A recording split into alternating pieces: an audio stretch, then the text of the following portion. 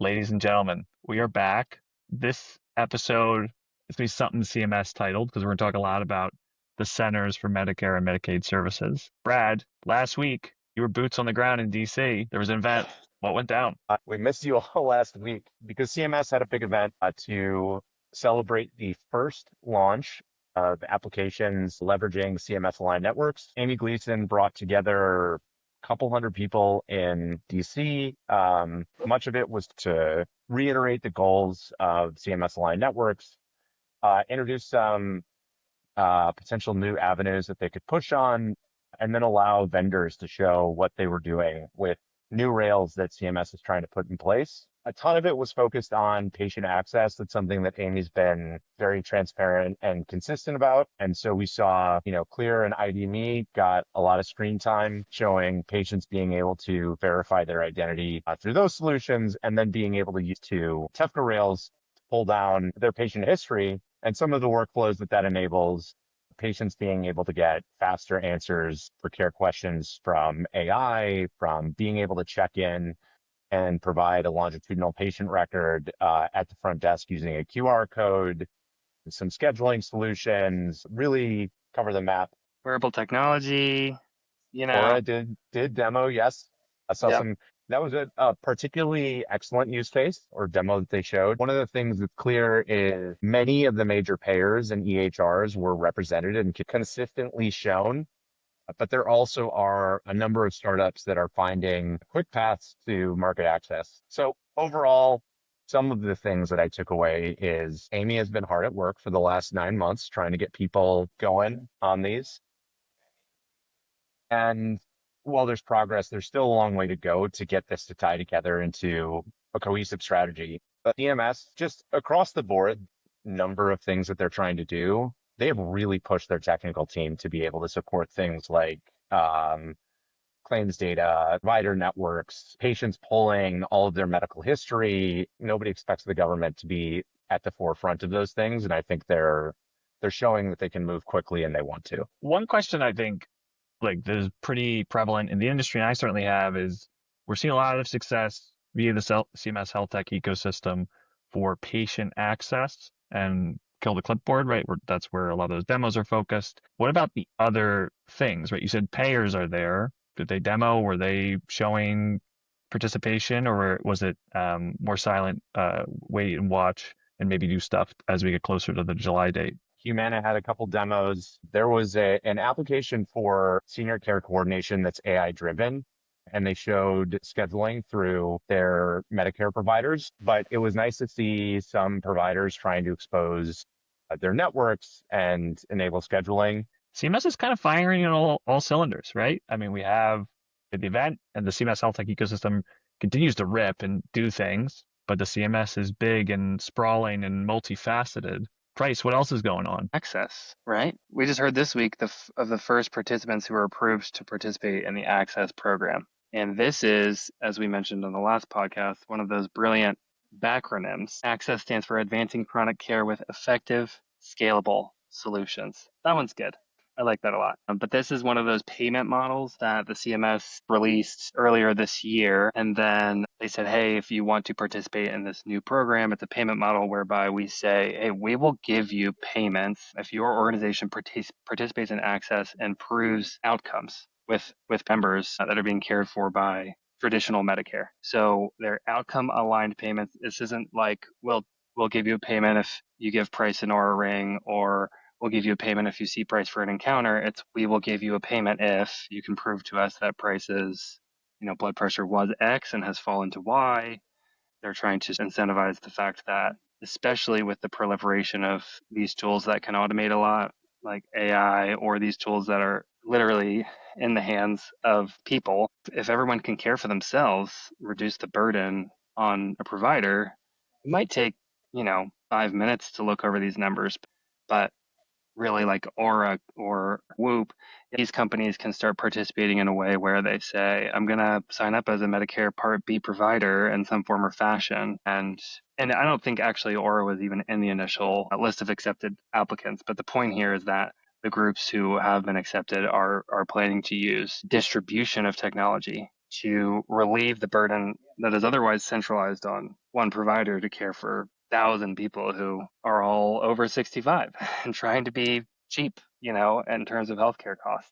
So that was exciting from this week, but I didn't go much deeper. What did you all hear? Well, just another piece of color is like a month ago, weeks ago, when they released the financials, all this controversy almost of like, how could it be so low? It's so low. But like that is really freaking cool because if it works, even if it works for one or two of these groups, then we've proven something. Then we've proven finally that we don't need to take status quo pricing or like slightly adjusted pricing, but like do something extremely ambitious and achieve better outcomes. And the full bar for success is like, oh, it has to math out to be what it is today. It's like, no. The CMS is saying this is an experiment because that's what CMMI does best.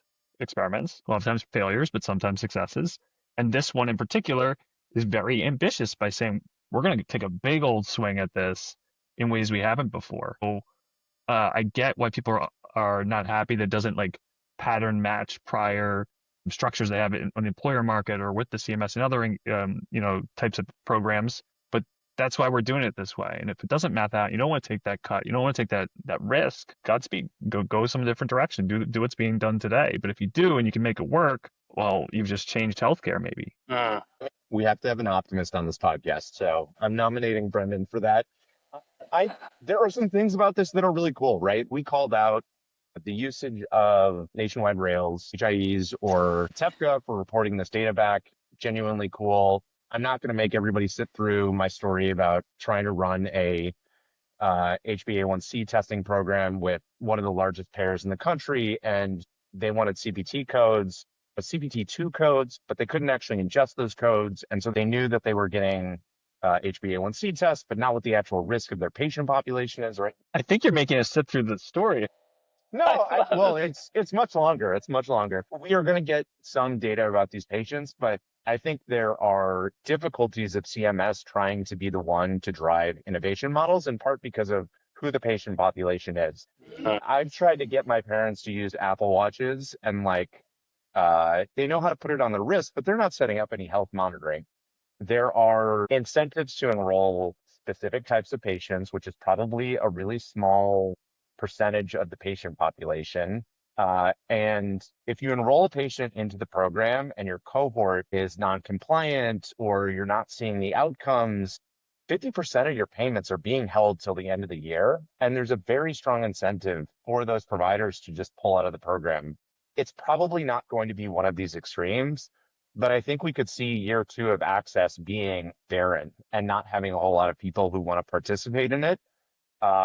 Because there's too much uncertainty about the payments. And then the question is, did we actually get enough data to say this is an effective type of program for us to run? Or we find that digital health providers are really good at lemon dropping. They're very good at selecting the patients that know how to use technology, that are going to be very compliant. And we see reductions in HbA1c, in depression and anxiety, in MSK pain scores, which make the model seem way more effective than if it were rolled out to a larger population, which is not to say we shouldn't be doing these things. CMS has taken a lot of bets right now, and I want to see access succeed.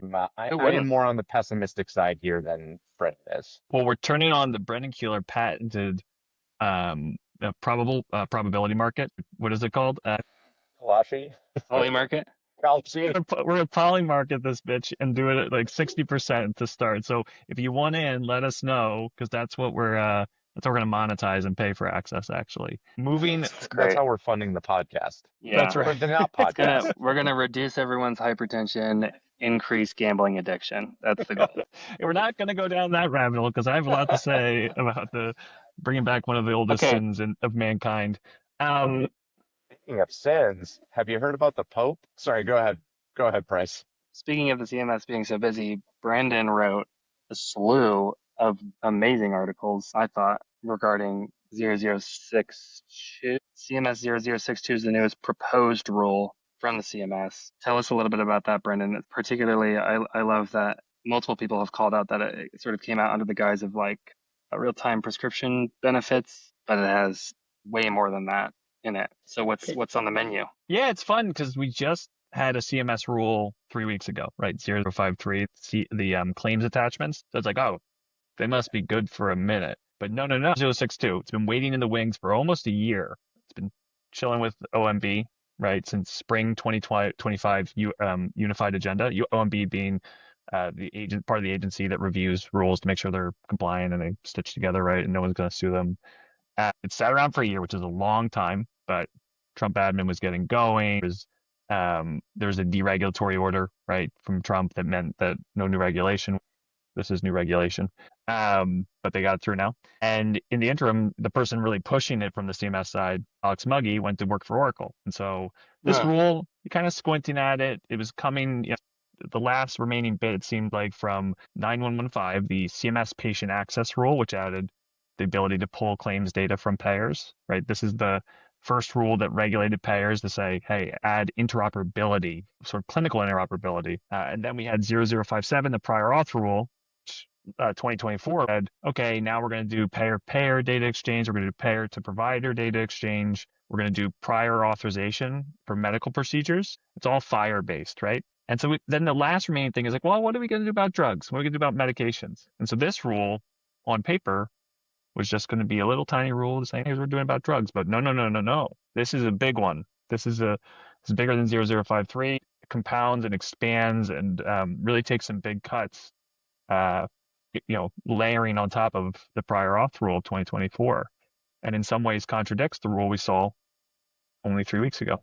Quick reminder, all of these rules, because they're written by the CMS, really just apply to payers who are taking on risk from the CMS, aka Medicare Advantage, and they would apply to providers who want full reimbursement or MIPS incentives and things like that from the CMS, right? So we're still talking about a massive market shifting trend, but affecting 40% of payments or encounters or however you want to split it down the middle. Is that right?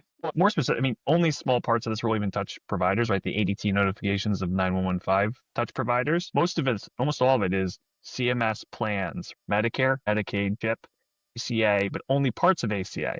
Because if it's state-run or state-based exchanges, it can't be, the same regulatory hooks aren't in there. And so that ends up being 48, 49% of insured Americans, but certainly not all the employer-based plans, certainly not all the, even federal plans, right? FEHB, not regulated by this because the CMS doesn't have authority. You're like, wow, we're going to have electronic prior authorization everywhere. It's like, well, will we? Maybe not. But it's really, really hard to regulate employer-based plans in any capacity because of ERISA, kind of making them immune in many ways to regulation or requiring what's called tri-agency coordination between the Department of Labor and CMS and others. The hope here is that if they have to make this change for, a TPA who can do this for the federal government can also expose it to their employers, fingers crossed. Okay. Yeah, but I'm checking off TPA and tri-agency something on my bingo card. You would assume that that'd be the case, but if you actually think about payers, they're like the Russian dolls, right? What are those called? Like, you pull them back and there's just another layer and another layer, and they have 15 different systems, and they acquired their employer plans they acquired 5 years ago and have totally different systems than their Medicaid plans, which have totally different systems. And so you wire it up for just the CMS plans, and you're not technically set up to communicate and do those things with all the systems they might use for employer-based. Remember when I was talking about CPT2 codes earlier? Full circle. But Galaxy Brain. Pryce, when you were reading it, did any of the articles or topics stick out to you? Oh, gosh. A lot of it did. I was basically slacking you the entire time because I was so excited by it. But, just from a broad strokes perspective, you were just saying a lot of this doesn't really affect providers. For the majority of my health IT career, it's like we regulate EHRs, open up EHRs. And still today, people love to be mad about or excited about what an EHR can or cannot execute on as it pertains to interoperability and what's regulated.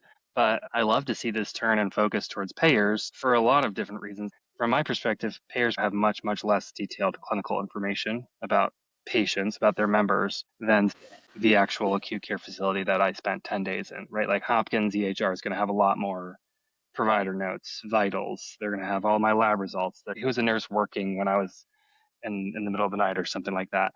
But payers are the one ultimately carrying the risk for each of these patients, or members as they would call them, and therefore have this nice, especially if they just received claims, they have this nice sort of linear story to tell about, at least for anything that needed to be reimbursed by insurance, what service was provided, for what reason, what diagnosis, right? And that information starts to piece together, the bones of a very clear clinical story that my psychiatrist and my endocrinologist and my PCP each only have a third of. And then you layer on the fact that since they are holding the purse strings and they are the one who decides when and why you would be allowed to get an MRI through utilization management and prior authorization, I do like to see that the CMS is acknowledging these folks need to be as involved in patient care and turning the inflection point of healthcare costs in the other direction, because they see it all.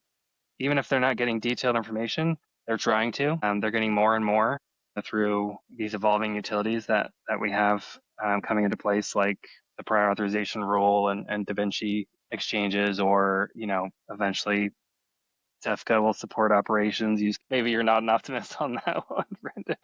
But I thought it was sweet to see We'll them. figure it out somehow. Yeah, somehow. yeah. Turning the focus to payers was exciting for me. One of the RFIs in there was to certify payer technology. And that was a big deal because that was proposed last administration in HTI2. And then we said, no, all the ideas in HTI2, that is foreboding, right? Like that is gone. We're wiping away most of it. And then we see a lot of them sneaking back up into HTI5, probably more in HTI6 in terms of fire subscriptions, which were proposed in HTI2. And here we see the proposal to expand the certification criteria to potentially hit other types of entities beyond certified health IT, EHR type tech for providers to payers. There's a lot of implications, but yeah, are you for or against? Thumbs up or thumbs down?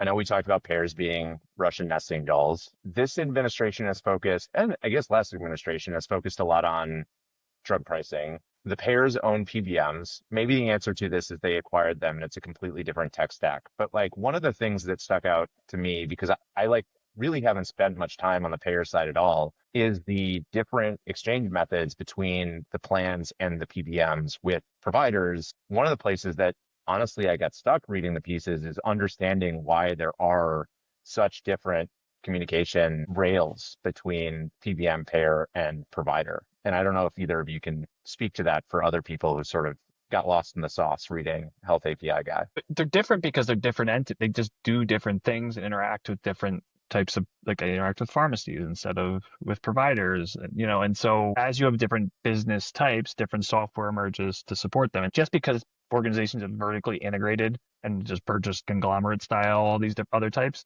doesn't mean that suddenly their software is homogenous. Quite the opposite. It takes, as they become very conglomerate is not really an adjective, but we're going to make it one. Then they hit the limits of what commercial off-the-shelf software can provide. And they need to glue together disparate software, which doesn't always go well, which is quite difficult. And so you see integration platforms as a service, you see Redoxes in the provider space, you see Flume Health, I think, is in the payer space to stitch things together, Rhapsody. And that's just when you've hit the boundaries of what there being enough of the type of entity that you are with all the business needs, where you can have one piece of software. And we're lucky, or not lucky, depending on your view, that in the provider side, the systems of record have developed to encompass a ton of the functionality that business type needs. But that's not the case in every industry. And so do you expect that Da Vinci, NCPDP, those standards will continue to exist in a health IT regulated, like the payer world falls under regulated health IT? That would be to cement it in and also turn the makers of payer technology into potential information blockers. Right, they could be actors under the information blocking statute. And so I think we're going to see a ton of payers who make tech and payer technology vendors comment on this rule and say, no way in hell, do not do that. We'll do anything else. You want us to submit to the CMS directly? We'll do it, Do I want them to have to do it? Yeah, I guess so. I mean, I'm not a big fan of creating more regulation, but I am a big fan of playing whack-a-mole with whoever's, dominating the market or driving up costs, or if we're going to force the provider side of this equation to be so compliant and own so much of the cost of care, like total cost of care, and own so much of the burden, the administrative burden of utilization management. And I'm like, yeah, I would love to see the other systems that are deciding when and why, and they seem like a total black box. I could go on for 20 minutes right now about Cigna and how they never reimbursed me appropriately. Well, my wife appropriately for her perfectly healthy home birth. So yeah, I'm big, shaking my fists like you're going to play ball the way that the rest of us want you to. Just because you have the most money right now doesn't mean that you get to call the shots on what technology gets used and how.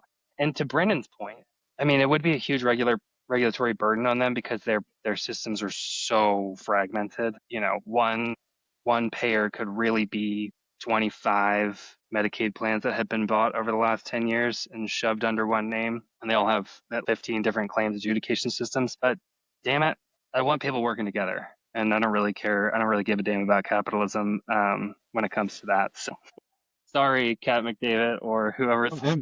Hey, listen, if it puts them under information blocking, then, Cigna, Epic, John Deere, they're all in their crosshairs. I'm for it. Yeah. So many of the entrenched players they did not capture market share purely through ingenuity. So much of it was driven by regulatory capture already. This feels like it is evening the playing field and introducing players who can drive down costs. Let's go back to access. It's been impossible for or Whoop to find a way in to, if they truly think that they can reduce chronic care costs. Great, let's give them a path in. So now I guess I'm pro access. Let me flip this back to you, Brendan. Take out your crystal ball. There's no chance we're going to start certifying payer technology as a result of this proposed rule, right? What do you think? Correct. This is just an RFI, right? So in the rule, there are requests for information to inform future rules. That was one interesting one. There was one about step therapy. So step therapy being, whether that could transfer between payers if you're on these regimens and you don't have to go restart and change things over. And so that would be a killer use case for the payer data exchange if that's able to be enabled through there. And then That would be a killer use case if we could even get it off the ground in a meaningful way at all. That's right. And then ADT notifications, I think they're revisiting what they've done before and saying, is this good enough in terms of where we need to be with a nationwide capability for ADT notifications? So yeah, we had the rule itself that's proposed. It says use NCPDP here, get rid of X12, use Fire Da Vinci, which contradicts in some ways that 0053 rule only a couple weeks ago. And that's because this rule comes from different parts of the CMS. So much like payers are Russian dolls with many parts, so is the CMS, right? The CMS has different groups with different mandates, different authority, and different prerogatives. And so Amy Gleason's group, the CMS Health Tech ecosystem, very different than the group that owns the HIPAA administrative standards, which released the 005 rule a couple weeks ago that chose to go and promote X12 as the standard there. And here we see the HIIG, and this interoperability group that started under Seema Verma in the first Trump admin and grew into this mandate of promoting interoperability for payers. They're very pro FHIR, as we can see. And they're saying actually not just let's go do more FHIR, they're actually saying let's take something that's X12, prior authorization, let's make it full FHIR. You can create succession level subplots of what's going on in the CMS, or it could just be, they're copacetic and they just agreed to do a little swap there. Who knows? Who knows? We'll have to get the dirty deets from someone. Reach out to us if you were listening to any of those crazy conversations about X12 and FHIR. Brad, you mentioned randomly John Deere. What was that all about? Well, I have to have some random things to text you about late at night, right? So, and I come from the great land of farming, Wisconsin. A John Deere article about the right to repair came across a feed of mine Sunday, maybe. And I'd been seeing stories about John Deere and them forcing farmers to use their dealerships for any sort of maintenance. I wouldn't say I've been tightly following it, but huge decision, basically forcing John Deere to open up their drivers. I don't know that they have to open source anything, but they have to allow third parties to do repairs on the machinery, which is probably a huge hit to their business, but a boon for people who have bought this machinery and then just been screwed when it broke down in the middle of a field. And it felt like it was a very natural corollary to information blocking in our industry and also used car dealerships. But yeah, I mean, threw it over right. the fence to see whether or not it said anything to you. I was like, rock solid. I have an antitrust and information blocking presentation that I give, and in there, like, oh, well, there's this parallel to this right to repair movement that is out there. So you nailed it. Have I seen this? No, I don't think you've seen it, which is Oh, okay. really crazy. I went back and looked, but totally is the ability to use, share diagnostics from the software of John Deere with independent repair men and women was not enabled, right? You had to go get the certified John Deere technician. And so that sort of lock-in occurs in software of all varieties, right? You have it with like diabetes devices that people have to like jailbreak to even just go and do like fix it themselves or understand their data. And you certainly have it in software of all kinds, of all verticals, for all systems of record, where they lock it in to try and maintain a platform advantage. And they sometimes do it for good reasons, security or privacy, but oftentimes for self-serving reasons. And so tremendous win in terms of antitrust and against John Deere and enforcing openness for our farmers, as they have many other burdens on them at this time. And just a great win for interoperability that we hope to see replicated, that we hope to see open ecosystems promoted to allow for co-opetition, cheaper prices for consumers and users of different devices. So yeah, send more over my desk of that variety. Did you actually find the reporting? Like, would this apply to other manufacturers like a Caterpillar, or was John Deere just so egregious in their behavior that they got singled out? John Deere was so egregious in their behavior that people were going like off market to go buy 40-year-old tractors, so they didn't have the lock in. So like, you got to get that jailbroken tractor like that. Market distortion. Yeah. Okay. But let's go broader. We just saw another ecosystem changing dramatically. Did any of you read today's article about Salesforce? I saw enough to know what's going on. When Brennan starts talking about headless software, he's getting excited. Doesn't matter what industry it's in. We're making a little stretch here, but now that anybody can have access to John Deere diagnostics, is the John Deere tractor not going headless? .com.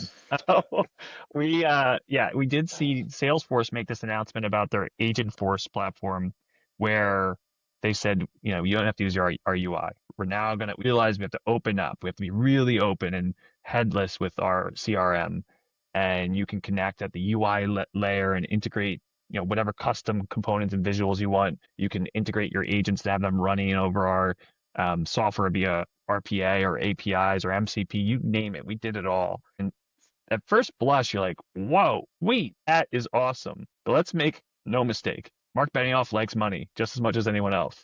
And so he is not benevolent. He's got to keep that tower going. And so he's not benevolent. It's just benevolent altruism.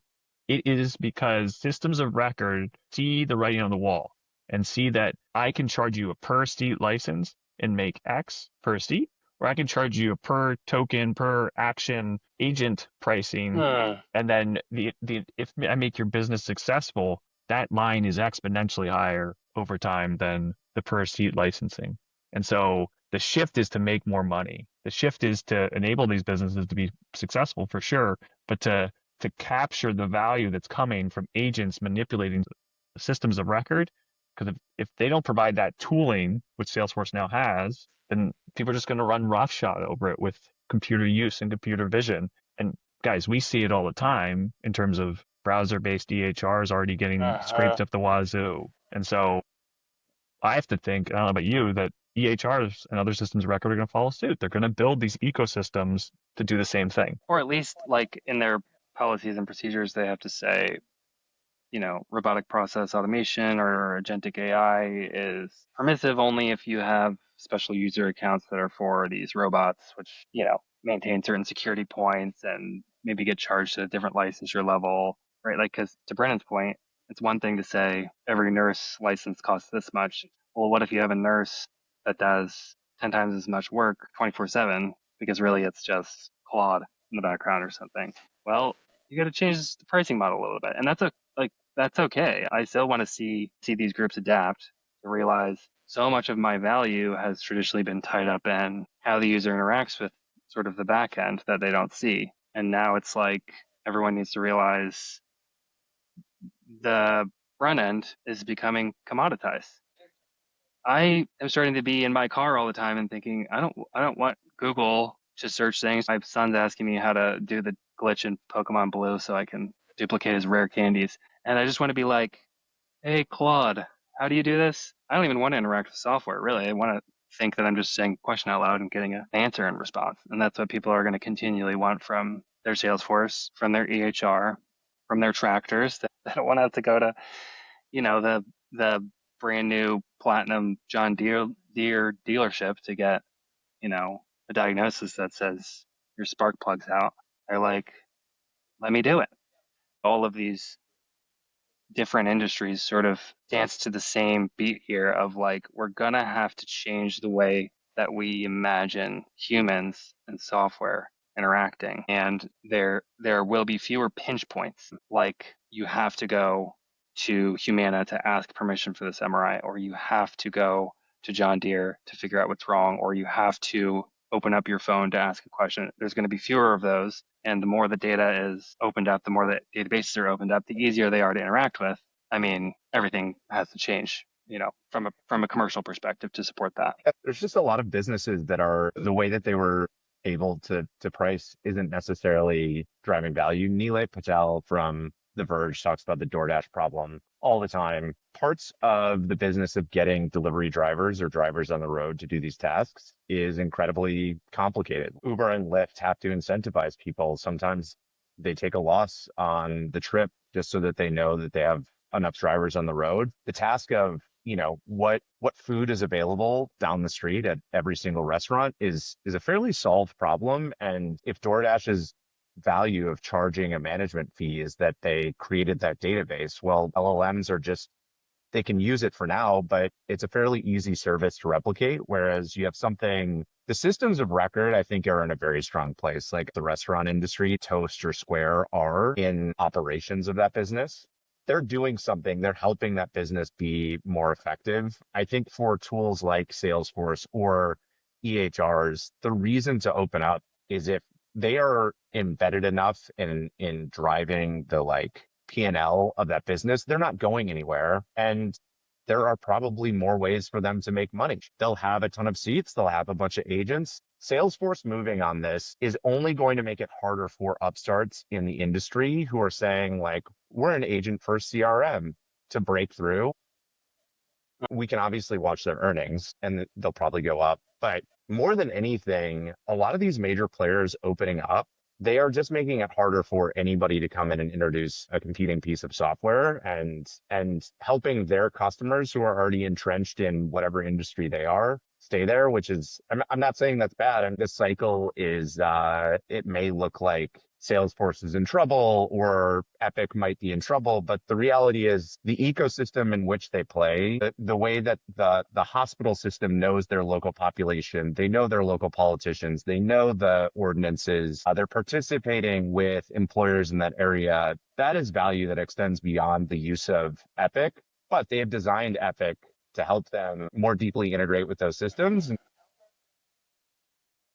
But you're saying that the skeleton of all these systems is already customized. Like, who cares what it looks like? Put makeup on it. It's great for them. Yeah. In the short term, I don't know, Salesforce sells 20% less seats, but the reality is there's not some CRM that four dudes in their garage are building today that suddenly all of the Fortune 500 companies are going to decide, let me dump decades and decades of data. I do want to just to play foil, and that's optimism, maybe be pessimism here. How does this become like all the cable companies running to build a streamer during the pandemic, right? Like, could it be something like that, where now in retrospect, like, how dumb were you? You just gave away your business model. Well, if you are allowing it and becoming open, and your data schema is open, and you are giving away the user interface layer, then at a certain point, it is trivial to vibe code a replacement for software when you intrinsically understand workflows and data concepts. That's the part that's different. What is the workflow for me consuming content? I pick up my remote and I click around. What is the barrier to entry in B2B software is just so much higher than building a streamer. They bought a shitload of content and they made it really easy to access. I just meant less that it will be exactly like that, and more that if this action of all these systems of record saying, oh yeah, we're going to monetize by opening up and giving away the layer, it could look as dumb as them all moving and creating a streamer rather than using the bundle on cable. And I think that reality is because there's only three assets to SaaS, right? There's the user interface IP, there's the data and database layer IP, I guess four assets, between the data layer as data and also the structure. And then the middle layer being workflow, the business logic. And the more you give up of them, the less you actually have that is unique to you. And right now I'm hearing Salesforce giving away 2 or 3 or 4 of those layers that give it's a lot of trust that only a legal agreement is in between an upstart and their disruption. And so that's just something to think about. I don't know if I believe it. I don't have conviction there. I actually think everything you said is probably how I view the world and what I've written before. Some fraction of what might be possible here in the multiverse is disruption. A call sheet that's for this podcast. Yeah, 5%, 5%. They're opening all of this up, and they've got an MCP layer and an API layer, but each of those they're not opening up the database layer. They're opening up some abstraction of the business logic's interaction with the database layer. So you don't know really necessarily like which columns you're writing to and when and how and what the CRUD logic and things like that is. If you're using an MCP call, it's just kind of like, and then on the back end, like, yeah, on the front end, I kind of got to talk to an LLM instead, or an agent did this. But then on the back end, these companies are purposefully abstracting plenty of their secret sauce for us. Ultimately, is it openness, building dependency with your surrounding ecosystem, or is it allowing one of them to slide the knife in easier? Like we shall see, but there's an argument to be made either way. Yeah. Let's bet on it. Okay. What's the name of our betting site, B? Since that's all, the American economy is only healthcare and gambling now. Anyway, on that very positive note, I think we've got to wrap. Everyone have a great week or weekend whenever you're listening to this. See ya.